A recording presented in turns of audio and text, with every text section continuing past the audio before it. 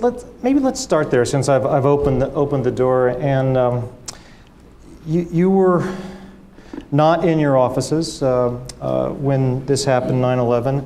You tell a bit about what happened when you got that phone call, when you began to understand what happened with your organization and your people.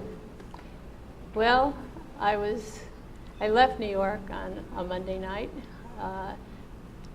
to go to Newark Airport and to fly to Omaha, Nebraska. I had been at work on Monday at Fiduciary Trust until about 4 o'clock. And then we went to Newark Airport to catch a flight to Omaha, Nebraska.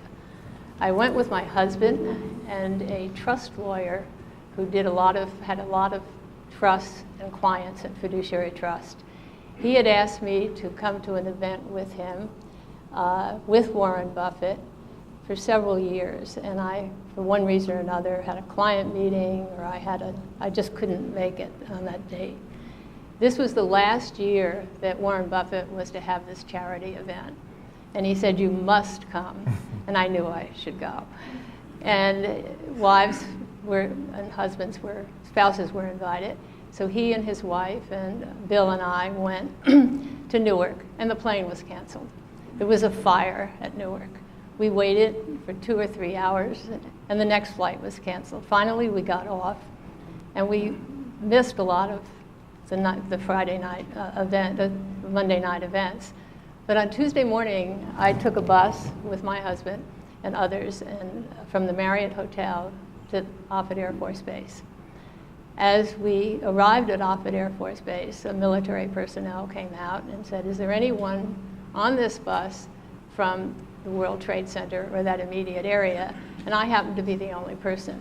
So he didn't really say very much. He said, "There's been an event in downtown Manhattan, and I think that you should come with me." So we went into the officers' lounge, and they had the TV screens, and everyone was just captured by it. And the first plane had hit, and he knew it when he had come out to the bus, but he didn't alarm everybody. That was the last time I really saw Warren Buffett and everybody else. But I went with the personnel, and we watched then the plane go through the second tower. And seeing the point of entry, I knew that many of the people in my company would never get out. Because your people were in the second tower, weren't they? We were in the second tower. We were on 90, 94, 95, 96, and part of 97. And all I could see were the faces of all the people, but I knew exactly where they sat, had lunch with several of them the day before, had meetings in the morning. Tuesday morning was also a management meeting that I was not in attendance at. I knew that the international department and the trading department would be really affected. And we lost, every department was hit. Some were hit much harder, the custody department. Technology was wiped out totally. They stayed to the very end. The legal department, we lost the head of the legal department, the general counsel. We lost the head of the HR department. When you have a disaster and you lose the people that are so critical to keeping an organization functioning, you just don't know where to begin. So the Marriott was great. They set up a war room. I had the very good fortune that we had sold our company to Franklin Resources in April of 2001. And we had just transferred the payroll to Franklin in San Mateo.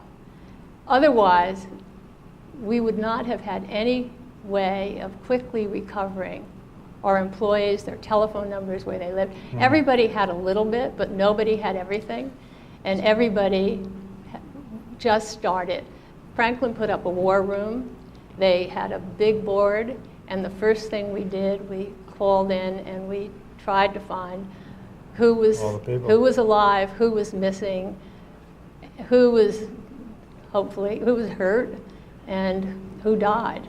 Had you ever had a corporate experience, a leadership experience that No. prepared you for this? No, and talk about fast fast-track integration of an M&A, we leapfrogged all the integration steps of Harvard Business School and immediately integrated the two companies in terms of technology. Yeah. Computers came from Templeton in Florida. Canada came down. Mutual Series opened up their offices. The Johnsons were incredibly supportive. Charlie Johnson and Greg and Jenny and the whole board, Rupert. Unrelated to this Johnson, Henry Johnson, who was at that time my president, was not president, but he was very, very important. He subsequently became president. He happened to be in California at the time. So he was at a Callan conference. He went up and he knew also a lot of people, so worked with Jenny and all the people there. But it was an amazing experience in terms of the resilience of people to somehow come together and gather. As you look the back, employees, the damage. We had many cultures, many religions represented in our population, being a global asset management company. And the cultures of many of these people were, until you have a part of the body to bury and everything, you did it a certain way. We attended every service that there was for our population. We celebrated the whole company at the Cathedral of St. John the Divine with an Episcopal bishop, with a Catholic priest, with an imam, with a rabbi. We wanted something with religion, and we wanted something spiritual, and something that was inclusive, and something that had all that without in your face saying, I am this religion, or I represent and understand, but they wouldn't feel part of it. Did you get pushback? I mean, how did people react to such an overtly religious, spiritual experience? It was several thousand people came. They all couldn't get in. We packed St. John the Divine. Every name was read, and as it was read, we had a candle lit in that for the name of that person. So the place was just alive with memories and everything. Tom Kean, the former governor of New Jersey, was on our board for many years, and he spoke first after the clergy, and he was just powerful. And of course, he led with Lee Hamilton the 9/11 Commission. Then I spoke, and different people in the company spoke. Right. But it brought people together, and what then brought people together was the need to get the business going too. Working with the families was one dimension, but then, and the grief associated with those actually ties into the employees. One person actually, I'll never forget it, it was a second day of work as a research analyst in our company. And when we met the parents accepting that. How can a human parent, it's such an overwhelming experience for parents. And another very good friend of mine at the time, I sat across from him actually when I first came to the company because we didn't have enough offices. He was in the performance measurement area. His wife lost her husband, him, and her mother, because her mother worked at Fiduciary. So there were so many stories of people. It's to think of the place as one of the most hellish experiences, but also this hint of heaven of how people bonded together. They bonded together. Yeah. People actually that I thought I knew well until I went to services. I didn't really know these people as well. They did so much in their communities that they never spoke about in a way that sort of gave the importance of it and the time that it took and the effort that it took to be part of it in social causes and community causes. And that actually reminds me, I want to bring Sam in, because it reminds me of something we were chatting about earlier. Now, when you were running PwC at the time, you had, I think you said you lost, was it 9 people? We had 6 people on the airplanes. 6 people on the airplanes. And as you reflect back, do you see any leadership lessons, how you handled that? Obviously a different scale, but they're still human lives. You didn't have to rebuild databases and a business, but they're still people, your people. Right. What Anne didn't say was that after you lose 95 people, to to recover and to keep that company alive and thriving. Yeah. Anne was amazing, the leadership she gave. And the reason I'm on the board of the 9/11 Memorial is because of Anne Tatlock. She asked me to do it, and I've never been able to tell Anne no about anything. But And maybe put it on your camera as well. you know, I would say we had 6 people on the airplanes. We had probably 150 people in the buildings, all of which got out. Yeah. And it took us the day to figure out how we had been directly impacted. And it was an interesting time for our firm. Grant, Gregory, and I were chatting earlier about our profession. We were 2 years into a merger at that time. And we had 2 great firms that merged, that had great cultures. And as I've said many times, we ended up with a really big firm with no culture. And it was really hard leading into that year. And I was elected to run the firm about a year after the merger and a year before this event. And so, yes, it was, I mean, it's a devastating moment. And the 6 lives that we lost, a young staff girl, a woman that was a year out of UMass, a father with an unborn child. We had all those histories. But the result of how we dealt with the issue, doing much of what Anne described, plus building the bridges. We didn't have people beyond the 6, but we had like 8,000 people on the road that day. Yeah. And they couldn't get home. Right. So, you know, we put a message out to our people that afternoon and said, there were no hotels, there were no rental cars, no airplanes. We need beds.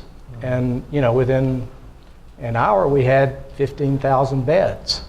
So it was this amazing response, and the culture of the firm came from that day. Yeah, So, very interesting. You know, and I mentioned a particular moment that is a lesson that I learned. Yeah, I was going to ask, did you learn anything from this? If you could have a do-over? I mean, you know, one of our 6,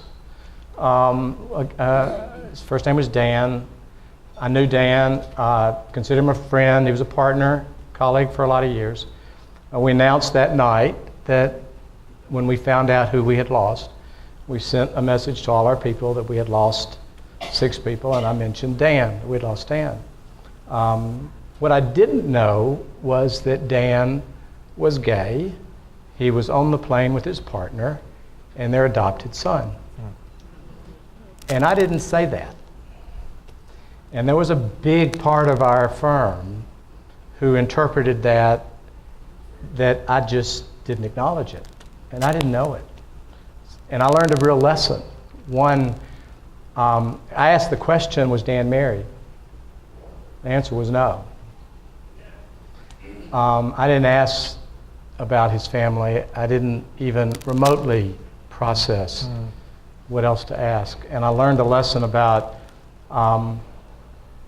that people, as Anne said, are a lot more complicated, a lot more interesting, and there's a lot more to say about them than their name. And we actually went out the next morning. It was overnight. Once you found out, what did you do? About midnight, I found out that it was Dan and his partner Ron and their son David all lost their lives. Right. And, you know, 9 o'clock the next morning, I sent a second message out about Dan. And I'm not going to suggest that I overcame the problem. Because it was clearly in that community heartbreaking. And it was only when I stood up and said, I didn't know that. And their family was part of our family. His family was in our family. And so we have 8 people that we lost that day. And so, and again, I think that opened the door for our firm, that openness, inclusion, being inquisitive about your colleague to the positive side was an imperative. Yeah. And I think it began our whole movement around inclusion. It's fascinating you say that. Down at Princeton in our Faith and Work Initiative, I also interview different people, and Ralph Izzo, the chairman of the New Jersey Power and Gas, the utilities in New Jersey, he told a similar, not that fact pattern, but a similar story where they had a tragedy, and it was because no one had asked that secondary or tertiary question about a person. There was an otherwise really fine person who had some misconduct, and they never thought to probe further, and it was a very sad outcome to that. That person ended up taking their life. And could it have been prevented? Who knows? But not asking that question to know people as a person, as a thriving human being. Well, and it's just interesting to say, I took our grandchildren, 8, 6, and 5, to the memorial last summer, last fall. And some people would say, 5 years old in the memorial. It was amazing. They'd done their homework. They were not born when this happened, but they'd done their homework. They understood the tragedy, but they also understood 3,000 lives. And when we went down in the museum, and if you've not been in the museum, you must go. And because it's sad, but it does tell the story in a very effective way. There's a room of the people who were filled with pictures. And I took the kids in and made sure they saw Dan and Ron and David. And of course today, those little ones said, oh, so it was Dan and Ron.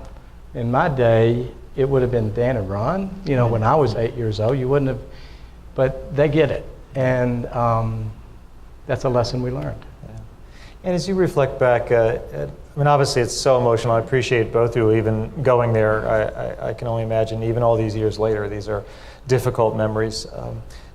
As you process it, would you have done something different in hindsight? Did you grow in your leadership style? Here I don't know if you know, but Anne was deemed in all the media one of the most powerful women on Wall Street, right? That's how all the articles read about you. And I bet you felt pretty powerless during some of this. Oh, I did. I needed everybody. We instantly became totally together as a group, as a team, the survivors, because we knew we had purpose. And when you have a crisis, purpose. Wow. You have a purpose. And our purpose was to respect and to be a success for the honor of the people that we love, that we lost. And purpose in an organization is something that's extremely important in normal times. But in times of chaos, a purpose makes it possible for young people, for older people who are totally responsible. They're successful. They don't have the ambitions that they might have otherwise, simply because they're in this department and they do this type of work, and they're moving up gradually, and all of a sudden we needed them to leapfrog to the next stage into totally different departments. We needed people to go where the strengths that really were available. And so it was reconfiguring of workforce. It was encouraging people to step up. But it's amazing. They didn't have to be asked. They all felt that there was a need for them. Communication was hugely important. Without good communication, you don't have anything.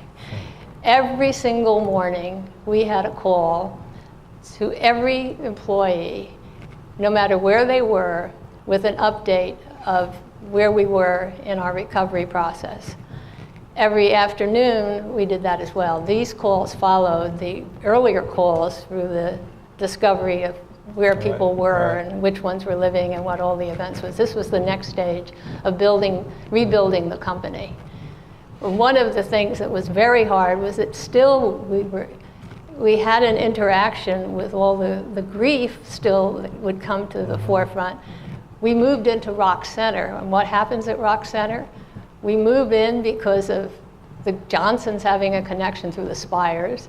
We get old space from manufacturers. So it wasn't the Hanover and David JP Letterman Morgan. show that you're going to? No, and St. Patrick's is across the street.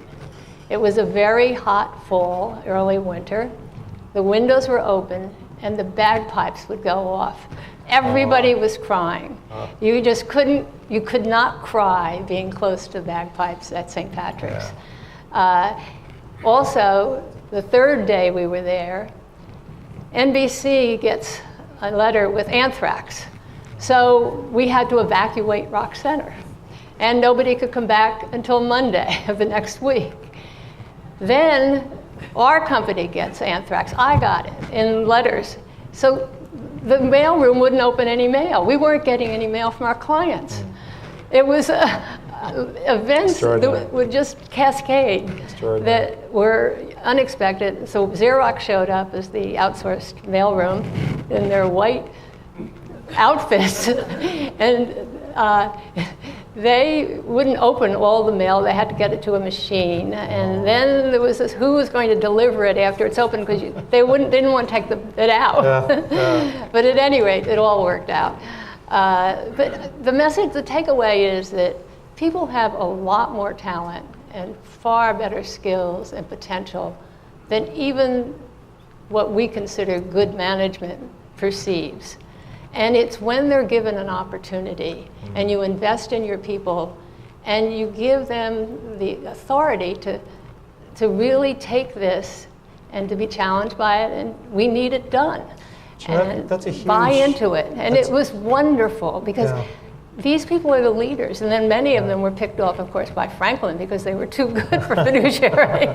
No, it was a good opportunity for them to step up. It's a terrific reminder that out of something horrible, something good can happen. Something very good can happen. And some of you might remember in Genesis, so they intended it for good, but they intended it for evil, but God intended it for good. So even evil things can be bent towards goodness. But also this reminder that often we put people into a certain box, like, well, that's as far as that person goes. They're not on the high potential list, or here are their shortcomings. There's a grid.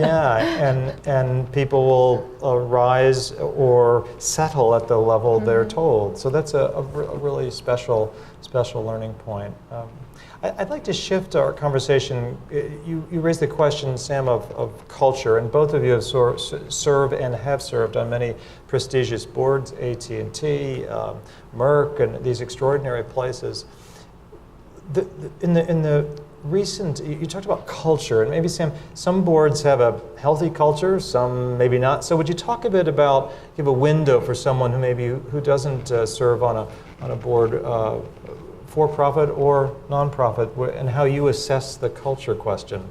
Well, I mean, I do believe that every institution, whether it's this one or AT&T or the Mayo Clinic or Merck, their cultures, sometimes subcultures, sometimes functional dysfunctionals.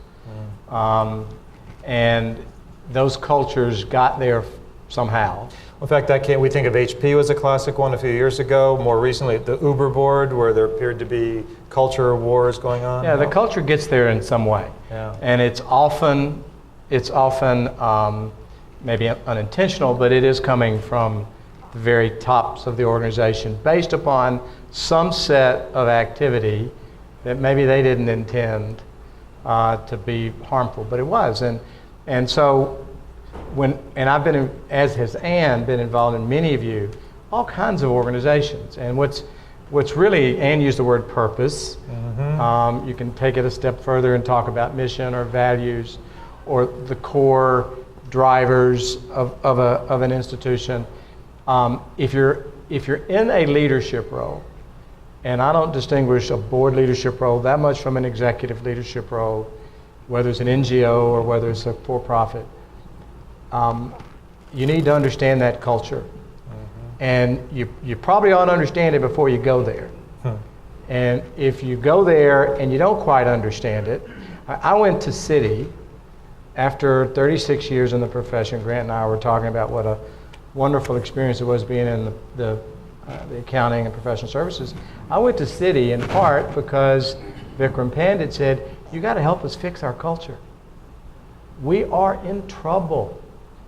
And he said, we've got to change from what was in 08 and 07 to a culture that's focused on people and clients, not on money. And it's the only reason I went. So at the board level, you should quickly understand, and sometimes you have to peel a lot of layers of the onion, but you should quickly get into what is driving this institution. What are the things that are central to it? I'll give an example. Yeah, please. And I can't be too subtle about it. The first board I went on was an educational institution, a for-profit educational institution.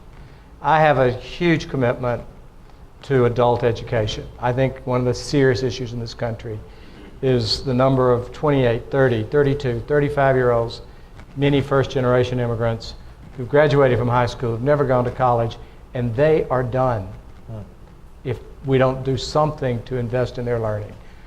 At AT&T, we're spending a lot of money doing that. Most people don't have that luxury. And our traditional colleges don't want to touch that crowd. They don't admit 37-year-old to a parent with 3 kids and 2 jobs. And the only way to do it is online learning and for-profits. And I joined a board because a friend of mine was a senior officer, and he convinced me that it was a highly ethical, focused on the student. And I joined the board and quickly figured out they were really just focused on the number of students they had and enrollment and growth. And as hard as I fought it, so this impassioned story you're just sharing with us. Yeah, I mean, it just didn't work. And I lasted a year and resigned. Yeah. And, you know, and it is a good institution, and the people in that institution that are facing the students are trying to do the right thing. But it wasn't what was driving the company. They finally went private. Interesting. Which is what they needed to be. Right. So the culture of an institution starts at the top. And if it's screwed up, then you got to fix the top.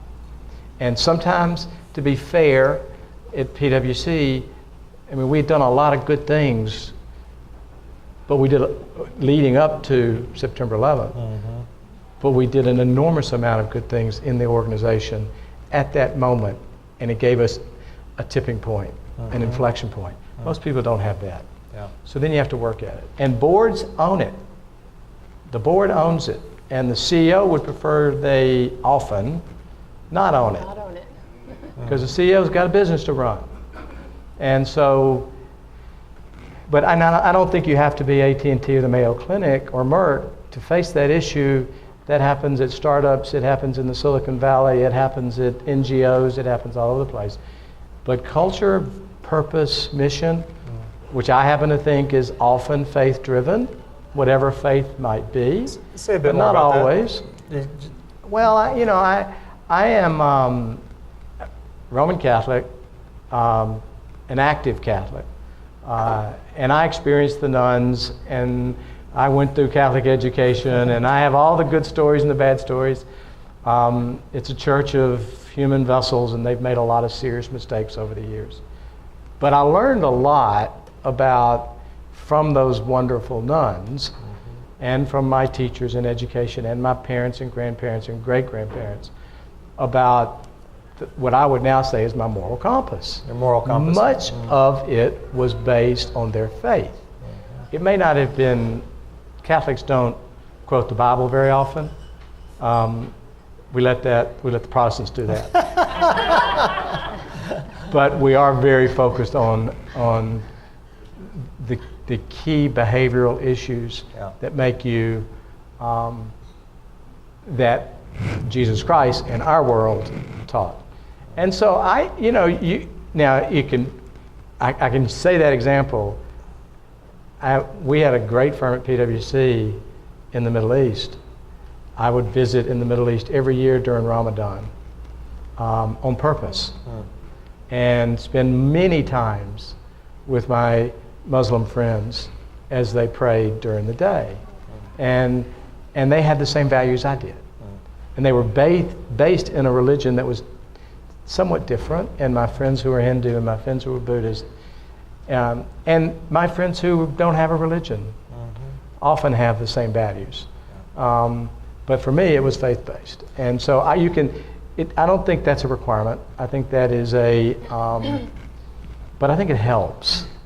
Well, I think Steve Reineman, the former president, chairman, CEO of PepsiCo, was always fond of saying that whatever it is, every leader needs a North Star. They need a moral compass. And whether it comes out of their faith, or their grandmother, or their uncle, their priest, their rabbi, everyone needs that North Star. And if you don't, sooner or later you will fail as a leader because you won't have the fortitude to have moral courage. People won't follow people like us or people like you in those moments of crisis. It doesn't have to be a deadly crisis. It can be you've got an activist in your company. Yeah. You've got a competitor that just cut prices and your margins just disappeared. We've got to change. They won't follow you if they don't feel like you are a person that they can trust and that they understand your values. And would you agree with that? This thread, the importance of a moral compass, perhaps faith-based, as you look at the leaders you've admired over the years, and perhaps if you don't mind sharing a bit of where you are in that space. I do believe that one should have a moral compass. And I think that if you have a faith, it's much easier.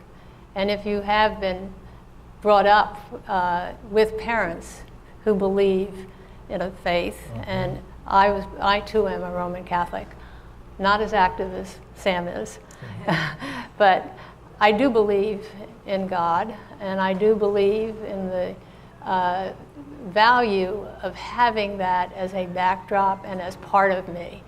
It basically centers you, I feel.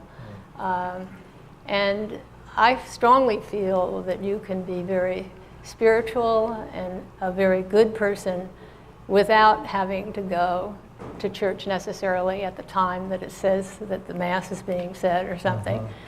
I frequently stop at St. Patrick's. I was there yesterday before going over to the fiduciary office and just meeting with people. I didn't announce I was coming in, and it was very appreciated. But I get a lot of value out of stopping at, when I go to the dentist, I always go to Church of St. John of Our Savior on 38th and Park, because it's right close to my dentist, and that's where we were married. So as a Protestant, I was wondering if you were hoping it'd save your teeth, but that's terrible for me to say. No, I hate the dentist. Shame on me, shame on me.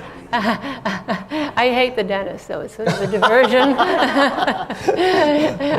Such pain. But I feel that my parents were very religious and Irish. Both were born in Ireland. I feel I made a lot. I had a good stored up value in indulgences, I felt, because I went to Mass every day since the time I can remember being 2 until I went to college, because my parents always said, get up, it's my mother, at 7 o'clock Mass before you go to school. So I went to 7 o'clock Mass every day. It was easier than arguing. And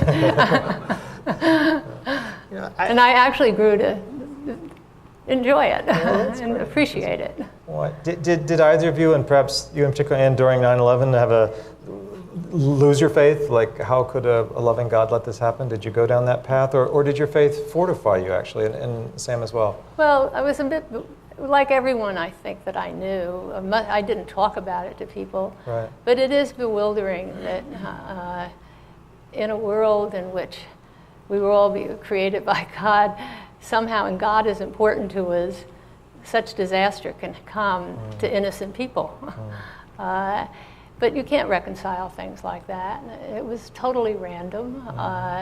And you have the ability to not get anchored in the depression of that idea or that thought.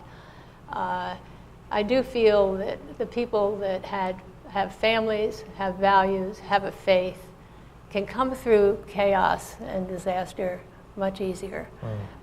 Because then it goes back to what has centered them and what they see in the future as a purpose going forward. We, like you probably, offered to everybody counseling for the people that were so hurt and emotional about the loss of so many lives, and experiencing people jumping out windows and the death that others had as they were walking along trying to escape. And we found that the families that had children and the families that had husbands or wives to go home to had much quicker ability to step away, to get out of the period of grief. It was those that were alone that found it very, very hard. There were people that never came back to work. They wouldn't come into Manhattan. That makes sense. They wouldn't cross the bridge or take the tunnel. You know, David, we can get back to board culture in a minute, but I have a story I have to tell. It's about the impact of religion and why it's important. Faith is important, and recognizing that it's not the only answer. Right. So I'm the first to accept that. But if you spend time, if you spend time like I do with a lot of Catholics trying to figure out what's happening to our religion, Christianity broadly, and those that read that Bible, and the number of people who claim they're Christians and the number of people who say they're nothing. We refer to them. I have a good friend who's a bishop in L.A., Father Barron and Bishop Barron, and we refer to them as the nuns, not N-U-N-S, but the N-O-N-E-S. They're nothing. They don't believe in faith. And we have 2 children. We have our daughter's a devout Catholic and our son's a nun. And you know, they went to the same schools, grew up the same way, and our daughter is very active and our son is not. And so Melody and I talk about it all the time, about where's the moral compass coming for that group. And they're good kids and they raise their kids well. And I'm not really worried about it. We had a conversation the other day with one of my little grandsons. And somebody in the room, he was afraid something was going to happen or something, and somebody says, you need to pray about that. And my wife said to him, do you know how to pray? It's 4. No. Well, you know, on 9/11 you had to pray. Pray to something. Even if you're just praying to yourself, you had to pray. You had to, you know, the whole concept of a higher power is useful to me. To other people, it's something else. But you know, so the little 4-year-old said, "Papa, can you teach me to pray?" Pretty good moment. That's a privileged question to be asked. Yeah, but you know, Yeah. that's a nun versus not a nun. Yeah. So, as you think about board roles and courage and moral courage and what the source is, I'd like each of you to comment on 2 different individuals you know well. Ken Frazier from Merck, when you served on Merck's board, and I'd like you to talk about Randall Washington Randall Stevenson from AT&T. Maybe first start with you, Sam. There's a question that is very intriguing ever since some of President Trump's remarks after Charlottesville, that he became, some of his senior executive councils, people began resigning. There was different questions. So I'd like you in a minute to talk about, Ken, and your read on, was that the right thing? Should a CEO take a position on a public issue? What if you irritate and anger half of your shareholders or stakeholders and you make the other half happy? Is it your place? Shouldn't you just be worrying about maximizing profits? The Black Lives Matter movement is a very emotive thing. Talk about the experience of what you learned, what you saw with your board CEO, what he did in 2006. Yeah, and I'll start with Randall, but more broadly, I mean, I think that we're very fortunate in the business world today. We have extraordinarily capable CEOs running our companies today.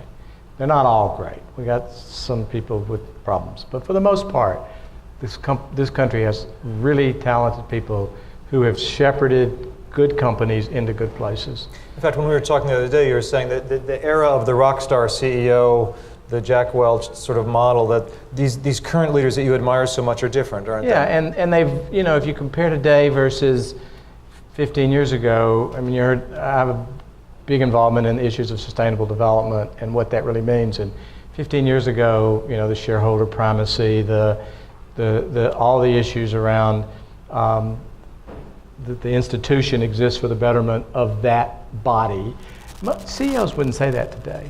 19 out of 20, 29 out of 30 would tell you, no, we have multiple stakeholders. We have different things we have to solve. And it's about our people. Yes, it's about our owners, but it's about our people and about our brand and about our customers and about our communities. And I believe that the CEOs also say it's about our country and the direction of the country.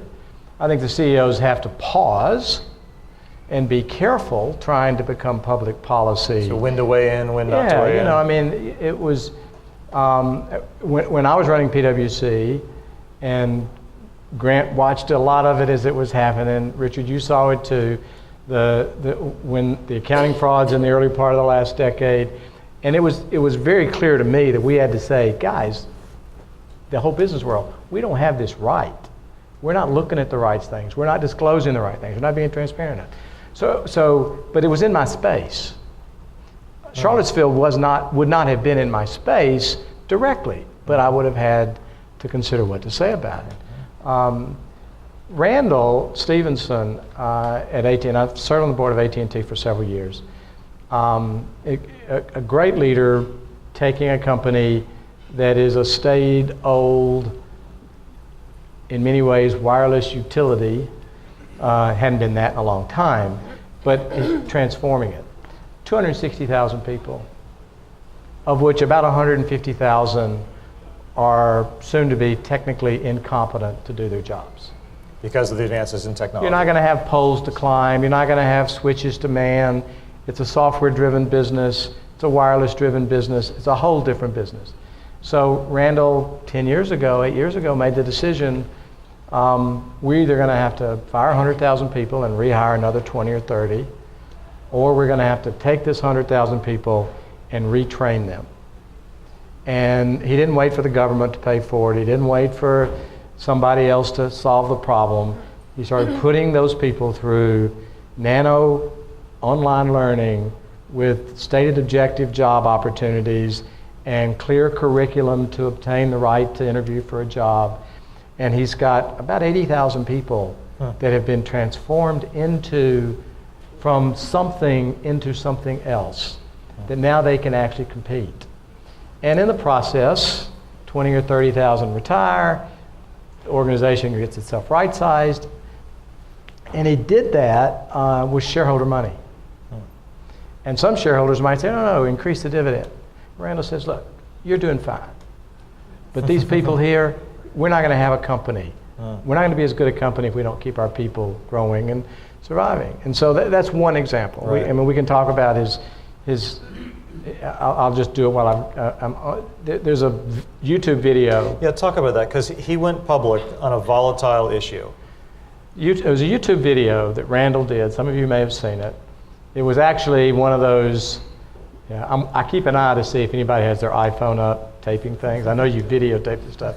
This was one of those 200, 300, 400 people in a room, and somebody videoed his speech. And they dropped it into YouTube afterwards. This happened to be a good one. And what Randall said was he had, and it's for those of you who don't know, Randall is white, just to set the story white, up. Oklahoman, Southern Texan, cowboy boots guy. Southern Baptist. Southern Baptist.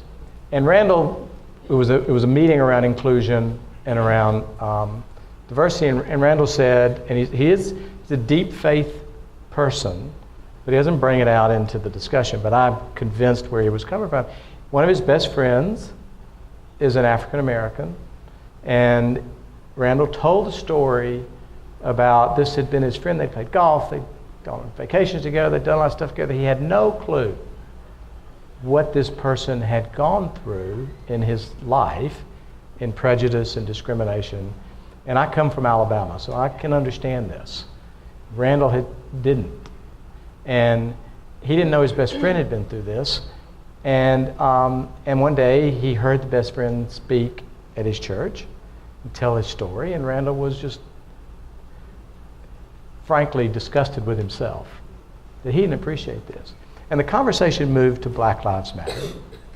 And Randall, like many people, said all lives matter. Black lives matter, all lives matter. And Randall began to process that was easy for a white guy from Oklahoma to say. It wasn't as easy for a black guy from Mississippi. And so, or Alabama, I'll take the responsibility. So Randall gave a speech, and in the speech he actually told his 400, 500, 600 people that he wanted them to stop tolerating each other. Stop listening to the conversation and say, okay, that's what you think, I'll tolerate it. In fact, his quote was, being tolerant is for cowards. For cowards. He said, I want you to stop being tolerant and start having a conversation. Know the person on the other side of the conversation. Listen to their point of view. Learn from it. And I thought it was an amazing example of leadership, and he did it with no intention for it to be public, and somebody videotaped it and put it on YouTube. Yeah. And you can go see it, and it's really a remarkable speech. But the point is, here's a guy who grew over the years, and I think that's how you define culture, leadership. That's why people follow him, even when times are tough and the stock's at 35 and it was at 42, and some people might not be happy about it, and we're not worried about it because we know we got great leadership. That's a terrific story. It is. And talk about it now. You're no longer on the Merck board, but Ken Frazier, you might remember, was on President Trump's one of his advisory councils. And after Charlottesville, he very publicly and very articulately explained why he no longer, in good conscience, could stay on that group and wanted to and chose to step down and separate himself. Should he have stayed in and been that voice on the inside to try to be persuaded from the inside, or do you think he made the right call? What do you think went through, or what goes through your mind as a former board member assessing your CEO? I know Ken very well. For 15 years I served on the Merck board, and Ken was with the company during that whole time, first as general counsel, and then as several other management roles. And Ken is an outstanding individual. He's a man that's centered. He's a man that is very, very principled.